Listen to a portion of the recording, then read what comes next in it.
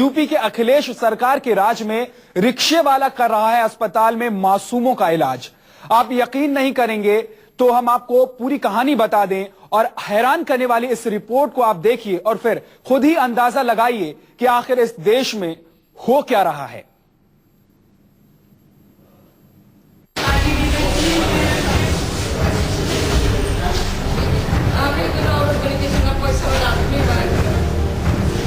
चंद मिनटों के बाद आप जो देखने वाले हैं उसे आप सोच नहीं सकते।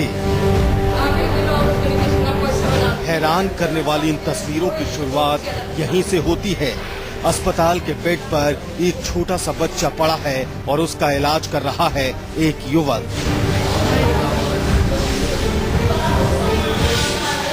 देखने वाले इस अस्पताल का कंपाउंडर समझ सकते हैं। बच्चे के साथ आए उसके माँ बाप भी कुछ ऐसा ही सोच रहे होंगे। किसी डॉक्टर या कंपाउंडर की तरह युवक बच्चे की रिपोर्ट पढ़ता है और फिर बच्चे को इंजेक्शन लगाता है।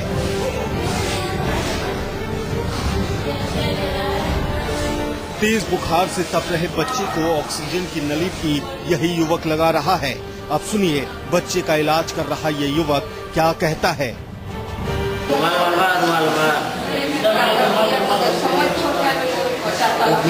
पानी से करते हैं कितना चलता है, जल्दी भिगाओ।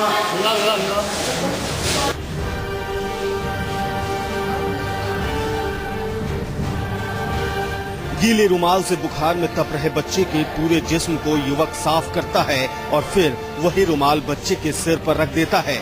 यकीनन तेज बुखार को कम करने के लिए ये काफी जाना पहचाना तरीका है, लेकिन बच्चे की हालत में कोई सुधार नहीं होता है।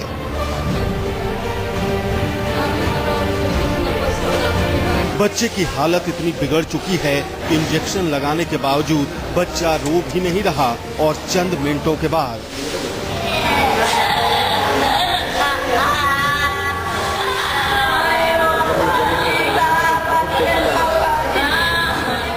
जी हाँ, अस्पताल के उसी बेड पर थोड़ी देर बाद बच्चे की मौत हो जाती है।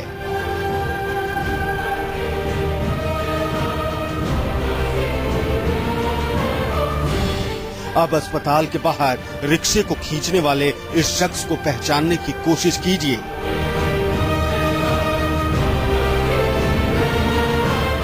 इन दो तस्वीरों को एक साथ देखिए।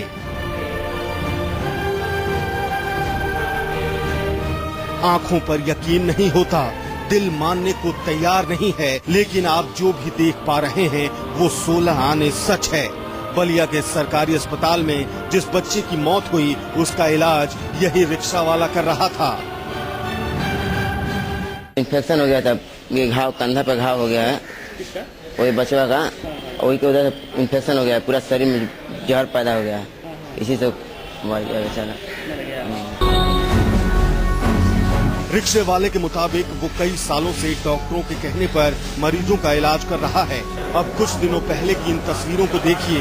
नीले रंग की शर्ट पहने ये वही रिक्शा वाला है। यहाँ रिक्शा वाला हादसे में गंभीर रूप से जख्मी युवक की पट्टी कर रहा है।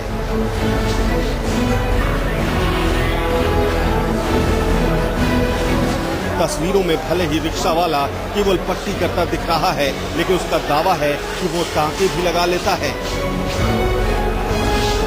पहले बर्न वार्ड है उधर इमरजेंसी ना, उसी में हम रहते थे। एक हमारा अशोक नाम का गठसंडक है, उन्हीं के साथ रहते थे। जैसे पट्टी उट्टी जर्नल केस के ड्रेसिंग वेसिंग घाव सेफ्टी वगैरह जैसे बाटे पट्टी उट्टी कर देखा देखी करे लगनी हम। सुना आपने, बलिया के जिला अस्पताल में इस रिक्शे वाले को थोड़ी सेवा करने के नाम पर इलाज के लिए भेजा जाता है और इलाज कराने वाले खुद इस अस्पताल के डॉक्टर हैं।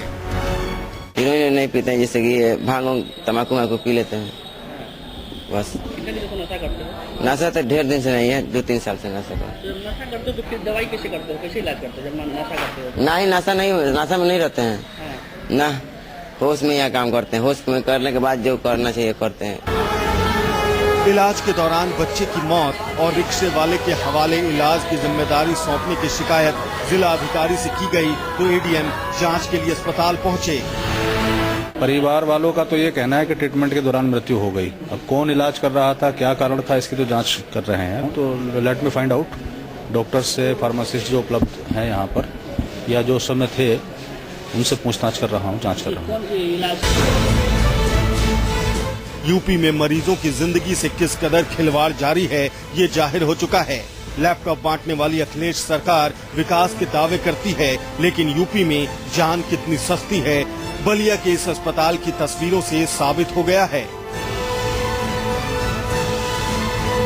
Bureau report, news 24। तो देखा आपने किस तरह से एक बच्चा बीमार है और बच्चे का इलाज कर रहा है रिक्शे वाला। अंदाजा लगाइए यूपी में हो क्या रहा है। हमारे संवाददाता विपिन कुमार हमारे साथ जुड़ गए हैं। विपिन, तस्वीरों के जरिए सब कुछ साफ है, अब जांच की क्या बात हो रही है? देखिए, जांच एक औपचारिकता है जो हर केस के बाद, हर इंसिडेंट के बाद सरकार करवाती है। वही जांच बलिया में भी हो रही है। ये पहली तस्वीर नहीं है। अगर मैं आपको बताऊं कि उत्तर प्रदेश में ऐसा पहला मामला नहीं है। अब से तकरीबन 8 महीने पहले बुलंदशहर में एक मामला हुआ था, जहां पर स्वीपर एक स्ट्रेचिंग कर रहा था और वो वीडियो जब मीडिया में आया तो स्वास्थ्य मंत्री बड़े नाराज हुए, मीडिया वालों को बुरा भला कहा और कहा कि हम उत्तर प्रदेश को बदल कर दिखाएंगे। 1.5 साल से ज्यादा का वक्त हो चुका है। बुलंदशहर की घटना अभी भी वहीं खड़ी है और दूसरी सबसे बड़ी घटना बलिया में हो गई है, जहां पर खुद उत्तर प्रदेश के राजस्व मंत्री, बड़े कद्दावर मंत्री उस जिले से बिलोंग करते हैं। उसी से जिला लगा हुआ है अंबेडकर, अगर बहुत ज्यादा दूरी नहीं है अंबेडकर नगर और बलिया में, और खासकर लखनऊ और बलिया में। स्वास्थ्य मंत्री क्या कर रहे हैं? क्यों बुलंदशहर की घटना से सीख नहीं लिया गया? विपिन, कार्रवाई क्या हुई है? जो अस्पताल है, वहां के जो डॉक्टर हैं, ये शख्स जो है रिक्शा वाला, वो आखिर पहुंच कैसे जाता है अस्पताल में और इलाज तक करने लगता है? कोई कार्रवाई हुई है अभी तक?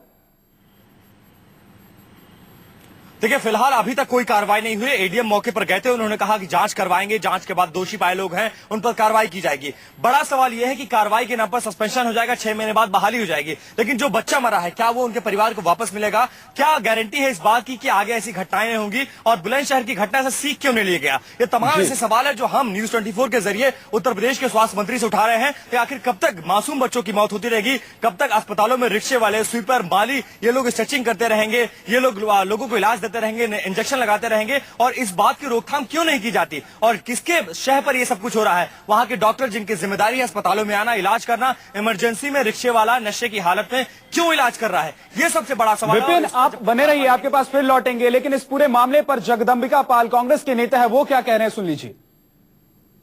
इस डॉक्टर, फार्मासिस्ट एनआरएचएम के पैसे से रखे जा रहे हैं, तो ये किन परिस्थितियों में, मतलब डॉक्टर की जगह पे, फार्मासिस्ट की जगह पे एक रिक्शे वाले ने इंजेक्शन लगाया है।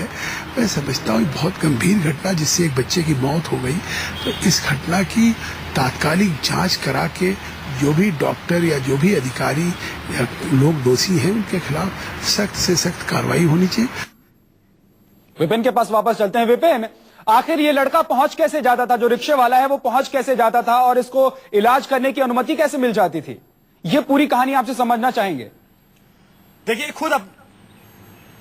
ये खुद अपने बयान में बता रहा है कि ये पेशे से रिक्शे वाला है, कई सालों से यहाँ पर ऐसे कर रहा है और पहले बर्न वार्ड में था, वहां के कंपाउंडर के साथ रहता था। देखते देखते इसने इंजेक्शन लगाना सीख लिया, देखते देखते स्ट्रेचिंग करना सीख लिया और देखते देखते ऑपरेशन करना सीख गया। छोटी मोटी जो बीमारियां उनके इलाज करना सीख गया। उसके बाद वहां के जो इमरजेंसी वार्ड है उसमें जो डॉक्टर तैनात होते हैं अक्सर वो नहीं आते हैं। और जब उन्होंने देखा कि राजू लगभग तमाम चीजें सीख गया है, इसको किसी पढ़ाई की जरूरत नहीं है, किसी एक्सपीरियंस की जरूरत नहीं है, तो अपने जिस वक्त वो वहां पर मौजूद रहते हैं छोटे मोटे इलाज अपनी मौजूदगी में कराते हैं।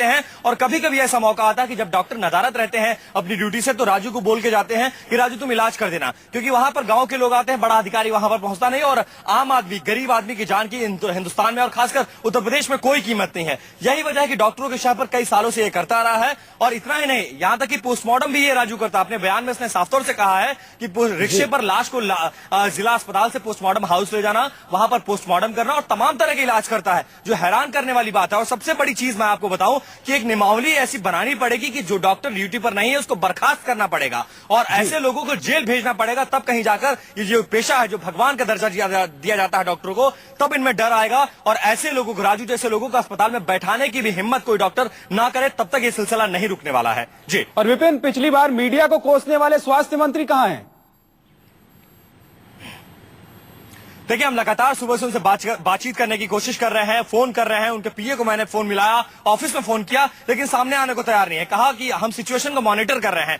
बुलंदशहर की घटना की बात करूं तो मैं ही वो शख्स था जो यहाँ के स्वास्थ्य मंत्री से मिला था। कैमरे पे उन्होंने कुछ बोलने से इनकार कर दिया और बाद में मुझ पर बिदक गए थे और कहा कि आप लोग बेफालतू की चीजें दिखाते हैं, लगातार बढ़ा चढ़ाकर दिखाते हैं। हम उसी स्वास्थ्य मंत्री से फिर ये सवाल करना चाहते हैं कि अगर बुलंदशहर की तस्वीरें झूठी थी, गलत थी, उसको बढ़ा चढ़ाकर दिखाया गया, तो बलिया की तस्वीरों का सच क्या है? क्या स्वास्थ्य मंत्री जानने की कोशिश करेंगे? क्या वहां के डॉक्टरों को बर्खास्त करने की कोशिश की जाएगी? क्या जिम्मेदारों पर कार्रवाई होगी? और क्या गारंटी है कि आगे मासूमों की मौत नहीं होगी? इस बात की कौन गारंटी लेगा? क्या अखिलेश यादव लेंगे? क्या अखिलेश यादव देख नहीं रहे हैं? और जिस काबिल स्वास्थ्य मंत्री का हवाला देते हैं वो स्वास्थ्य मंत्री सामने क्यों नहीं आ रहे हैं? ये तमाम सवाल न्यूज 24 अपने स्वास्थ्य मंत्री से, उत्तर प्रदेश के मुख्यमंत्री से और खासकर उस जिला प्रशासन से उठा रहा है जो बलिया में इस पूरी घटना को अंजाम दिया गया है। विपिन, साथ में आपसे एक और सवाल है, वो उसका जवाब जानना चाहेंगे। जिस वक्त ये बच्चा, छोटा बच्चा जो दिख रहा है, जो बीमार है, वो पहुंचा था, उस वक्त डॉक्टर्स कहां थे उस अस्पताल के? देखिए, ये बच्चा मासूम जो पहुंचा था उस वक्त इसको मामूली बुखार था। बुखार बढ़ता जा रहा था, इमरजेंसी में एडमिट कराया गया और जिम्मेदारी इमरजेंसी के डॉक्टरों को दी गई कि इसको टैकल किया जाए सिचुएशन को और इस बुखार को नॉर्मल किया जाए। इमरजेंसी में कोई डॉक्टर नहीं था, अपनी जगह उन्होंने राजू को भेजा कि राजू इलाज करो। राजू इलाज करता रहा, बीमारी कुछ और थी, इलाज कुछ और किया गया और वो इंजेक्शन जो राजू ने लगाया वो रिएक्ट कर गया, उसके चलते पूरे शरीर में उसके जहर फैल गया, उसकी मौत हो जाती है।